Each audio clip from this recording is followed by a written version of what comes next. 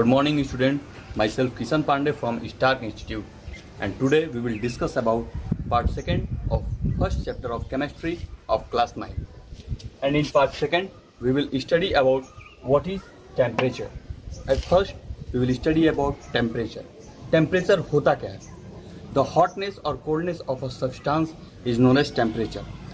किसी भी वस्तु की क्षमता जो होती है गर्म होने की या ठंडा जितना है या जितना गर्म है उसे हम लोग क्या कहते हैं? टेम्परेचर. ओके.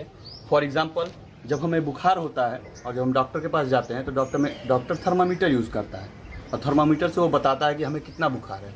103 डिग्री है, 104 डिग्री है, या जितना भी बुखार वो हमें बताता है. तो वो कैसे पता चलता है? वो जो थर्मामीटर होता है, it is the instrument to measure the hotness और coldness of a body of human being. वो हमारे शरीर के तापमान को मेज़र करता है और बताता है कि हमें बुखार है या नहीं. ठीक है. Okay. Now we will discuss about the common unit of temperature and SI unit of temperature. Okay. तो टेम्परेचर का कॉमन यूनिट क्या होता है और एसआई यूनिट क्या होता है हम डिस्कस करेंगे. ठीक है. तो at first we will discuss about what is the common unit of temperature. तो टेम्परेचर का जो कॉमन यूनिट होता है वो डिग्री सेल्सियस होता है और जो एसआई यूनिट होता है वो टेम्परेचर का केल्विन होता है. ठीक है. The SI temperature is Kelvin. Okay. Mainly the question is asked in the examination that what is Kelvin? So Kelvin is the SI unit of temperature. And secondly, आप exams में ऐसा देखे होंगे कि कभी कभी क्वेश्चन भी पूछे. Simply we know that 0 degree Celsius is equal to 273.15 Kelvin. और जब ऐसा होता है तो हम 0.15 को जब भी कैलकुलेट करेंगे तो ये नेग्लिजिबल के बराबर हो जाता है. तो इसको हम लोग इक्वल टू लिख देते हैं 273.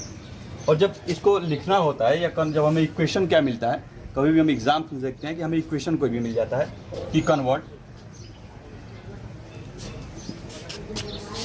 5 degree Celsius in kelvin. 5 degree Celsius को हमें देता है केल्विन में चेंज करने के लिए. तो हम करते क्या है कि 273 plus 5 degree Celsius is equal to, जब हम इसे ऐड कर देंगे तो ये आपका हो जाएगा 278 केल्विन. ओके. तो ये सिंपली क्या हो गया? 278 केल्विन हो गया. इसे जब हम केल्विन में चेंज करना होगा तो जितना डिग्री सेल्सियस दिया होगा उसे हम ऐड कर देंगे. ठीक है. कभी कभी क्या देता है कि जैसे इसको केल्विन में चेंज करना था, कभी कभी इसे देता है कि आप इसको डिग्री सेल्सियस में चेंज कर दिए. तो फॉर एग्जाम्पल अब इसी चीज़ को अगर दे दिया कि 278 केल्विन को चेंज करना है आपको डिग्री सेल्सियस में, तो आप क्या करेंगे? 278 minus 273 is equal to 5 degree Celsius.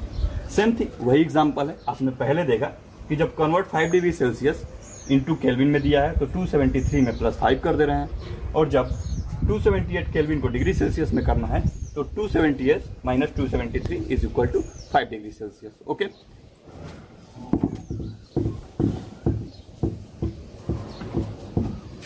Now we will discuss about that is we can change the state of matter by in two ways. Okay. First one is that by changing temperature and second one is that by changing pressure. किसी भी matter के स्थिति को हम कैसे change कर सकते हैं?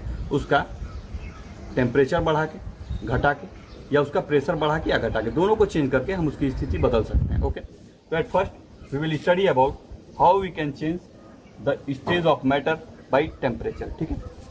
तो टेम्परेचर से हम कैसे चेंज करते हैं? फॉर एग्जांपल, अगर हम लिक्विड लेते हैं और उसको जब हम हीट करते हैं तो होता क्या है कि वो लिक्विड जब होता है वो वेपर में चेंज हो जाता है, भाप में चेंज हो जाता है. तो हम इसे क्या देखते हैं कि जब हम लिक्विड को गर्म कर रहे हैं तो वो लिक्विड से भाप बन जाता है. ठीक है. टेम्परेचर बढ़ाते जब हम, और उसी को सिंपल तरीके से जब हम टेम्परेचर उसका घटाएंगे तो देखते क्या है कि लिक्विड को जब टेम्परेचर हम घटाते हैं, माइनस में ले जाते हैं या उसको कम करते हैं, तो लिक्विड अपना रूप चेंज करके सॉलिड बन जाता है.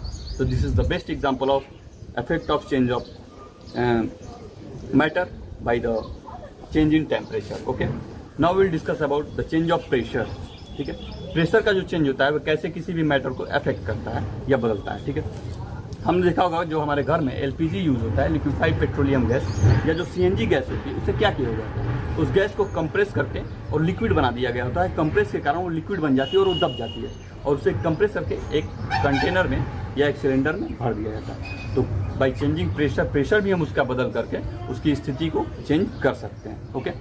Now will discuss about the first topic that is melting. तो मेनली हम सबसे पहले पढ़ेंगे कि मेल्टिंग आखिर होता क्या चीज़ है, ठीक है।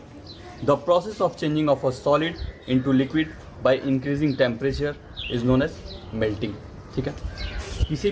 किसी भी सब्सटेंस को जब उसका हम टेम्परेचर बढ़ाते हैं तो क्या होता है, सॉलिड से लिक्विड में चेंज हो जाता है और इसी को हम क्या कहते हैं, मेल्टिंग कहते हैं। फॉर एग्जांपल, जब हम एक बर्फ़ का टुकड़ा लेते हैं और उसको कुछ देर बाहर हम निकाल के रख देते हैं फ्रिज से, तो मैनुअली होता क्या है, हम लोगों ने देखा होगा ये कि वो जो बर्फ़ का टुकड़ा होता है वो कुछ देर बाद पिघलना शुरू हो जाता है और वो लिक्विड में बन जाता है, ठीक है। पहले तो बर्फ़ होता सॉलिड है, लेकिन जब उसको बाहर निकालते हैं हम तो बाहर का टेम्परेचर ज़्यादा होने के कारण फ्रीजर से वो मेल्टिंग पिघलना शुरू हो जाता है और वो वाटर बन जाता है। That is the best example of melting. And after that melting में एक और इम्पॉर्टेंट पॉइंट है जो एग्जामिनेशंस में आते हैं, पूछते हैं व्हाट इज़ मेल्टिंग पॉइंट, आखिर मेल्टिंग पॉइंट क्या होता है। तो ठीक है, मेल्टिंग पॉइंट के बारे में हम स्टडी करेंगे। The temperature at which a substance start changing its state from solid to liquid at atmospheric pressure is known as melting point. Okay, melting point वो पॉइंट होता है जिस पे कोई भी सॉलिड सब्सटेंस अपने स्टेज को चेंज करके लिक्विड में चेंज हो जाता है और एट एटमॉस्फेरिक प्रेशर पे, ठीक है। तो वो क्या हो जाता है, the melting point. And second point is that boiling.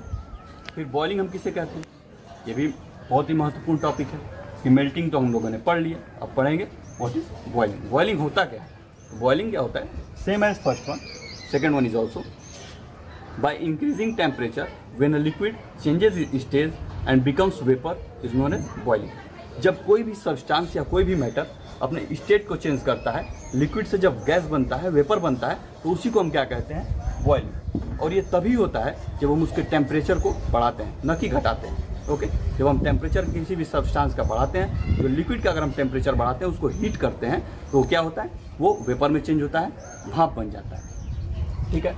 और mainly in the same thing that question जो एग्जाम में आते हैं वो पूछा जाता है कि what is boiling point. Boiling point क्या है, किसी भी सब्सटेंस का बॉइलिंग पॉइंट क्या है। तो बॉइलिंग पॉइंट वो पॉइंट होता है the point the temperature at which the substance starts to become vapour from liquid at atmospheric pressure is known as boiling point. Okay, उसे बॉइलिंग पॉइंट कहते हैं उस पॉइंट पे, उस बिंदु पे जिस पे एक सब्सटेंस अपने लिक्विड की स्थिति को छोड़ के गैस बन जाता है, उसे हम क्या कहते हैं, बॉइलिंग पॉइंट कहते हैं। Okay, third one is that what is condensation.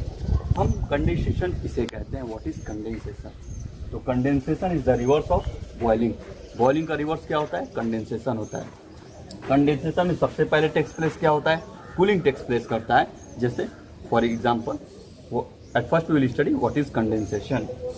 Condensation means the changing of water vapour into liquid और the changing of water vapour into liquid is known as condensation.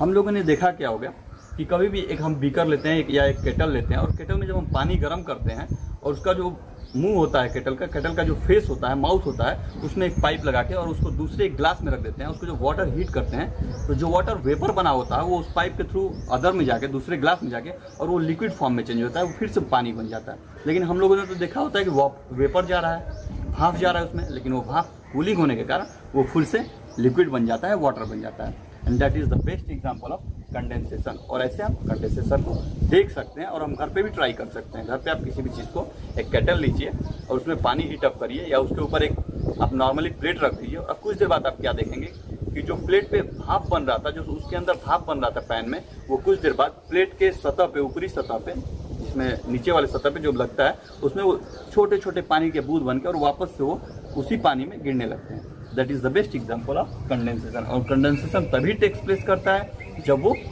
Cool होता है, जब ठंडा होना शुरू करता है, ठीक है। और fourth point is that freezing. ये भी बहुत महत्वपूर्ण टॉपिक है, फ्रीजिंग। ऐसा है कि हम अपने घरों में डे टू डे लाइफ में हमेशा फ्रीज का यूज़ करते हैं। रेफ्रिजरेटर, उसमें देखेंगे आपकी फ्रीज़र भी होता है, तो उसी से ये रिलेटेड टॉपिक है फ्रीजिंग। तो at first we will study what is freezing.